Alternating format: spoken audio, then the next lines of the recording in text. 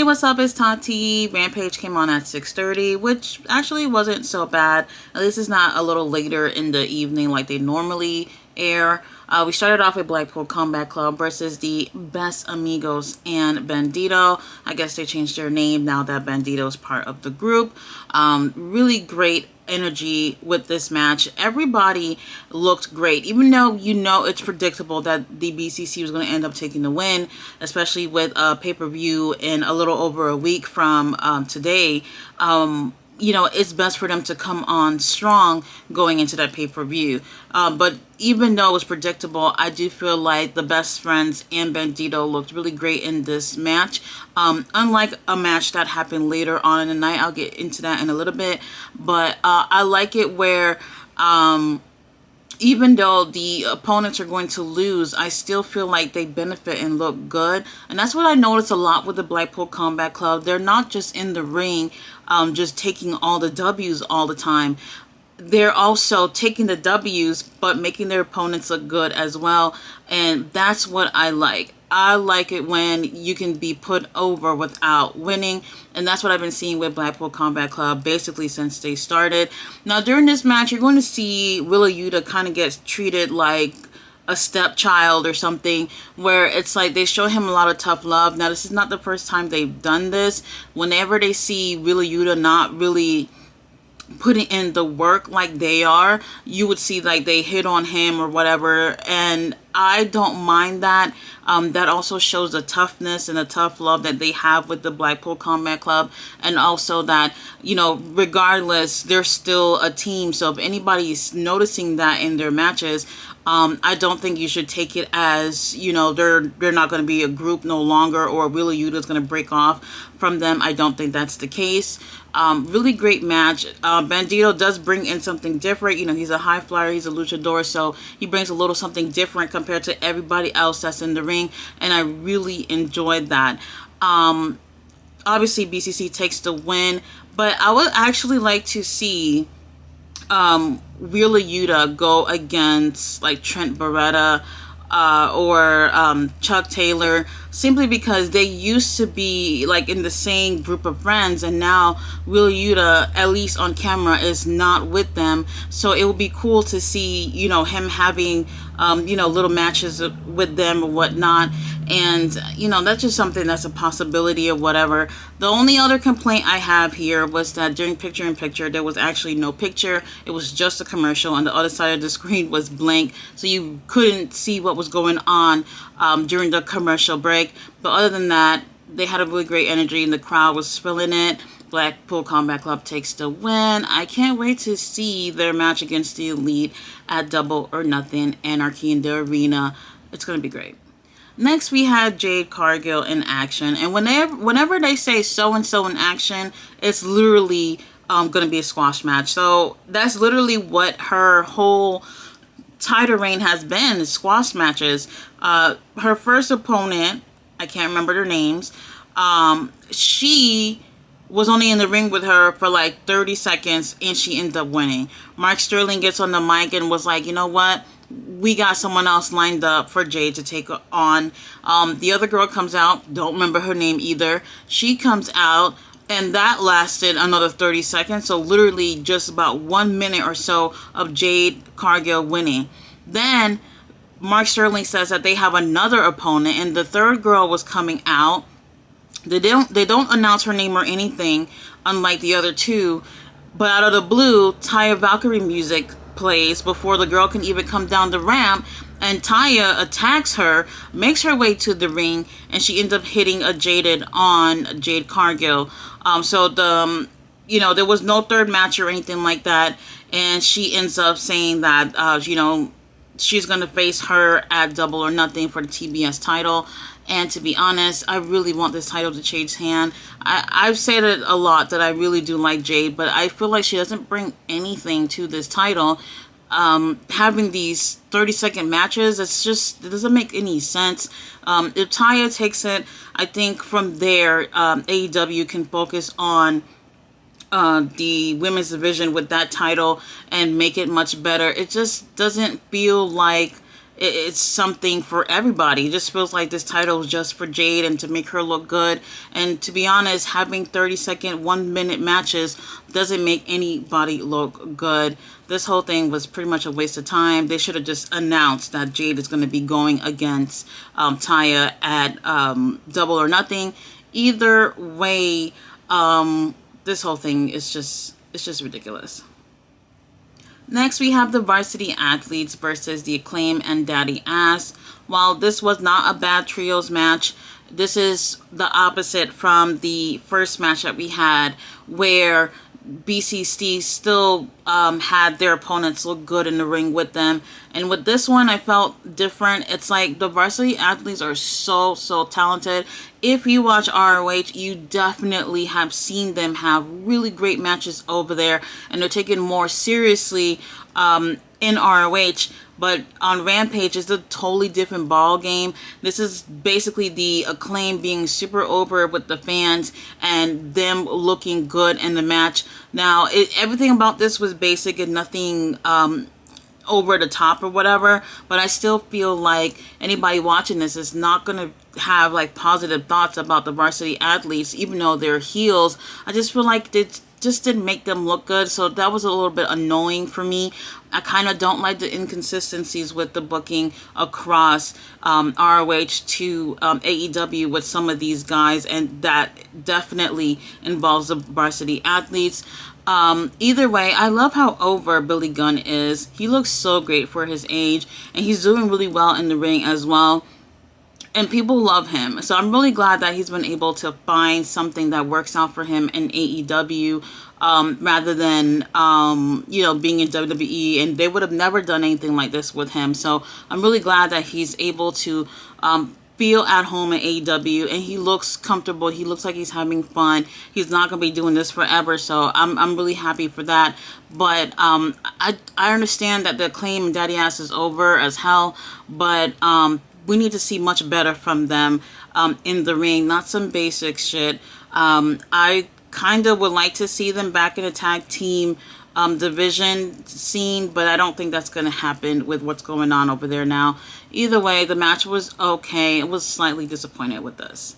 Yes, the Acclaim and Daddy Ass takes the win. Next, we had QTV, and normally I don't really care for their segments, but this one in particular, they do mention how for the Collision show that Powerhouse Hobbs' name has been promoted to being one of the forefronts in this show. And to be honest, I really like that because I felt like the whole thing with him winning the TNT title and losing it so quickly and the way it happened was absolutely insane. So this is an opportunity for them to right the wrongs with Powerhouse Hobbs. So I hope we get to see him bigger and better than how we last saw him with the TNT title. So I'm glad to see that they're going to give him a push, and hopefully they do it right.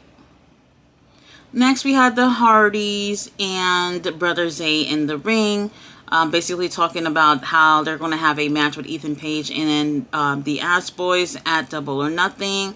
I don't really know if that's what we really want. If anything, I wouldn't be surprised if this was on a pre-show or something. Like, it just feels a little weird. I keep saying that, the Hardys had deleted the firm, even though they're not a group anymore, I guess. But either way, I'm not really invested in this storyline. The exchanges that they have in the ring just didn't really feel so organic to me. So Ethan Page, he comes out and he seems to not want to have anything to do with it. He's saying that their whole thing is over or whatnot. But then out of the blue, we have the Guns come out from the crowd and end up hitting the Hardys with chairs. And they get into a whole little scuffle or whatever. So I guess the match has been official. We're going to see Ethan Page and the Guns versus the Hardys and Isaiah Cassidy. I'm not really sure if I even care anything about this. I wish the storyline got a little bit stronger after the whole firm deletion match. But, it is what it is. And hopefully it's entertaining. Before we talk about the main event, we do have Chris Jericho, who's usually on commentary for Rampage, and he has a message for Adam Cole since he had attacked him during the match with Roderick Strong.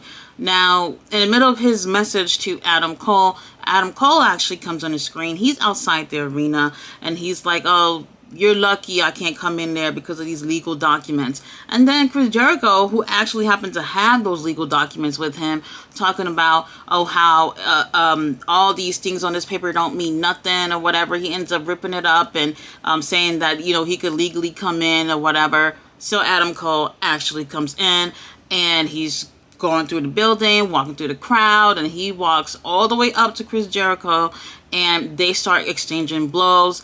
And we have security, the useless security that always comes out, separate just two men, and for whatever reason, they always get out of their hands. It's absolutely silly, but it was a great way to see Adam Cole being a little bit more gritty. I just feel like he's going to need a lot of work, He's been gone for so long with that injury, and I think people need to get used to him and see a more a rough side to Adam Cole for people to take him seriously. I know people like to hate Chris Jericho, but at the same time, people really respect Chris Jericho too. So now you really got to come hard when you're feuding with somebody like Chris Jericho. Either way, I feel like it's looking good between these two. I'm pretty sure they're going to say that it's going to be them at Double or Nothing. Did they say that today? I don't really remember, but that's definitely where they're going with that. I can't wait to see what bigger and better things happen for Adam Cole at AEW. Main event time, we had Bishop Khan versus Dustin Rhodes. Now, at first, I didn't really have a lot of hope for this match. I thought it was just going to be, not that great. However, it was really, really good, and I really enjoyed it. I'm so glad we got a chance to see Khan in one-on-one action. I don't believe I've ever seen him in one-on-one action. I'm not sure. But, he did really, really well. And he looks so good. Like, his body is right. He's handsome and all that. But that's besides the point. They actually had a great match. Dustin actually has control in the beginning of the match. And then Khan busts his head, Dustin's head, onto one of the cameras. And then from there, he's leaking for the rest of the match. And at times you see Khan having the upper hand, and sometimes we see Dustin having the upper hand. And one thing that really helped this match be as good as it was is because Dustin is a veteran. He has a lot of expertise when it comes to wrestling, so he's able to help his opponents look good in the ring as well. So kudos to both of these men doing a really great job. I think some people probably wouldn't have expected much from this main event.